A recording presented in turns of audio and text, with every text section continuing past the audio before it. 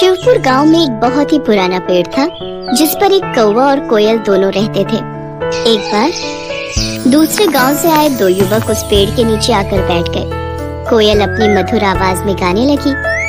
वाह, कितनी मधुर आवाज है इस कोयल की। इसके गाने ने तो मानो हमारी सारी थकान पल भर में ही गायब कर दी। कितना आनंद आ रहा है इसका गीत सुनकर। ऐसा लग रहा है ये सारा दिन ऐसे ही गाती रहे और हम इसके मधुर गीतों में खोए रहे। कुछ देर गाने के बाद कोयल चुप हो जाती है। तभी कौवा काय काय करना शुरू कर देता है। इस कौवे ने तो सारा मजा ही किरकिरा कर दिया। कौवे की कर्कश आवाज सुनकर उन दोनों राहगीरों ने पेड़ पर पत्थर मारना शुरू कर दिया। कौवा डर कर वहाँ से भाग गया। कुछ देर बाद जब वो दोनों वहाँ से चले गए तब कौवा आकर उस पेड़ पर वापस बैठ गया। कौवा रोते हुए कोयल से कहने लगा, भगवान ने मेरे साथ बड़ा ही अन्याय किया है। ऐसा क्यों कहते हो? तुम्हारे साथ कौन सा अन्याय हुआ है? देखो ना बहन, एक तो भगवान ने मुझे इतना काला रंग दे दिया और ऊपर से आवाज भी कर्कश वाली दे दी। जहाँ भी बैठकर कुछ बोलना चाहूँ तो लोग आवाज सुनकर पत्थर मारने लगते हैं। और एक तुम हो, भले ही तुम्हारा रंग काला हो लेकिन बोली इतनी मीठी है कि तुम्हें सभी सुनना चाहते हैं। तुम्हें कोई नहीं भगाता। यही तो विधाता का खेल है मेरे भाई। वो जिसे जैसा बनाता है उसे वैसे ही स्वीकार करना पड़ता है। तुम मुझे कोई ऐसा उपाय बताओ जिससे कि मेरी भी तुम्हारी तरह मधुर आवाज हो जाए। ये तो कोई नहीं कर सकता कि तुम्हें कोयल बना दे, सिवाय उस शिवजी भगवान के। विधि विधान को बदलने की क्षमता तो केवल शिवजी के ही पास है। एक वही है जो ब्रह्मा जी के लेख में परिवर्तन कर सकते हैं। अगर तुम कैलाश जाकर शिवजी से प्रार्थना करो तो वो तुम्हारी सहायता जरूर करेंगे।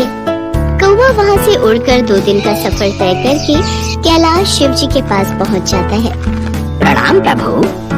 कागराज, आज कैलाश किस कारण वशाना हुआ? इसके बाद कौवे ने अपनी सारी व्यथा शिवजी को सुना दी। उसकी कहानी सुनने के बाद शिवजी बोले, हे कागराज, तुम इतने दुखी न हो।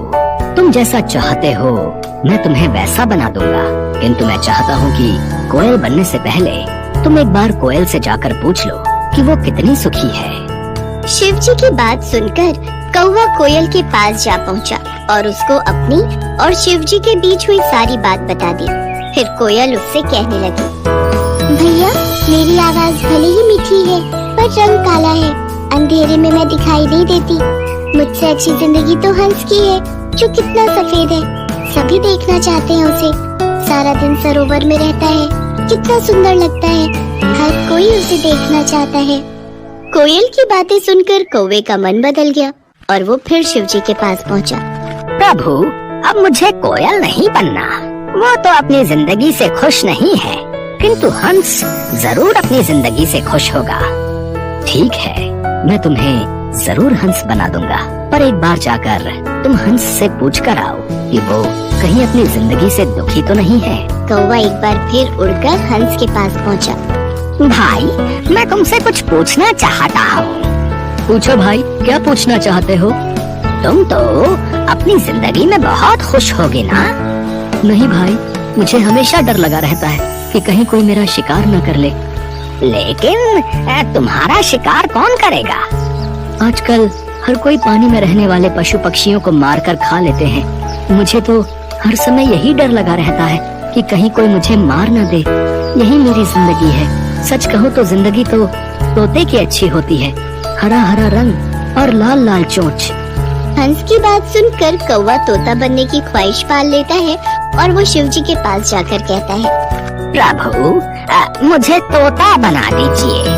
कागराज, तुम एक बार तोते से जाकर पूछो कि कहीं उसको भी अपनी जिंदगी से कोई शिकायत तो नहीं है। उसके बाद कौवा तोते के पास चला जाता है और उससे पूछता है, दोस्त, तुम तो अपनी जिंदगी में बहुत खुश होगे। तुम्हें कोई शिकायत नहीं होगी।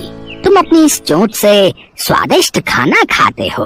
हरा हरा सा खूबसूरत रंग है तुम्हारा। लाल लाल सुंदर सुंदर चोंच है तुम्हारी। देखने में कितने सुंदर हो। सब लोग तुम्हें मिट्ठू कहकर बुलाते हैं। दोस्त, मेरी सुंदरता ही तो मेरी जान का कारण है। मुझे हमेशा डर सताता रहता है कि कहीं कोई मुझे पकड़कर पिंजरे में ना बंद कर दे। मेरी आजादी ना छीन ले। असली सुंदरता तो मोर के पास है। सुंदर सुंदर पंख, और जब वो नृत्य करता है तो कितना सुंदर लगता है। तोते की बात सुनने के बाद कौवा शिव जी के पास गया और बोला, प्रभु, ना ही मुझे हंस बनना है और ना ही तोता। कृपा करके मुझे मोर बना दीजिए।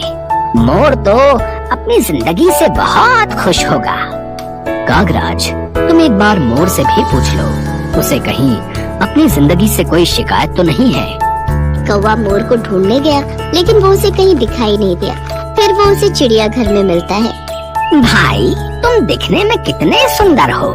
जब तुम नाचते हो तो तुम्हारी खूबसूरती में चार चांद लग जाते हैं। लोग तो तुम्हारे साथ फोटो खींचने में कितने खुश रहते हैं। और एक मैं काला कलूटा, अगर मैं किसी की छत पर भी बैठ जाऊं तो वो मुझे वहाँ से भगा देते हैं। अरे काहे की सुंदरता, इसी सुंदरता के कारण तो आज मैं पिंजरे में कैद हूँ। अगर बाहर रहता हूँ तो हर समय डर रहता है कि कब न जाने कौन आकर मेरे पंख नोच ले, कहीं कोई मेरा शिकार न कर ले।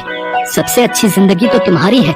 ना ही तुम्हें कोई पकड़ता है और ना ही तुम्हारा शिकार करता है। अपनी आजादी में रहते हो, लेकिन फिर भी न जाने क्यों तुम्हें खुद से शिकायत रहती है कि तुम्हारा रंग काला है और आवाज बेकार है। सच कहूँ तो यही तुम्हारा सुरक्षा कवच है। मैं तो ईश्वर से प्रार्थना करता हूँ कि अगले जन्म में मुझे कौवा ही बनाए। मोर की बातों को सुनकर अब कौवे को समझ में आ चुका था कि ईश्वर वही करता है जो तुम्हारे लिए अच्छा होता है, न कि वो जो तुम्हें पसंद हो। ये सोचकर कौवा फिर शिव जी के पास पहुंचा और कहने लगा, प्रभु, मुझे ना तो तोता बनना है, न कोयल, न हंस और न मोर। मैं जैसा हूँ मैं वैसा ही ठीक हूँ प्रभु। शिव जी उसकी बातें सुनकर हंसते हैं और कहते हैं, कागराज, यही तो मैं तुम्हें समझाना चाहता था। हमें किसी से खुद की तुलना नहीं करनी चाहिए, क्योंकि वो हमेशा दुख का कारण ही बनती है और हर कोई अपने आप में श्रेष्ठ है। अब कौवे को सारी बात समझ आ चुकी थी। वो शिव जी से आज्ञा लेकर खुशी खुशी वापस कोयल के पास लौट जाता है।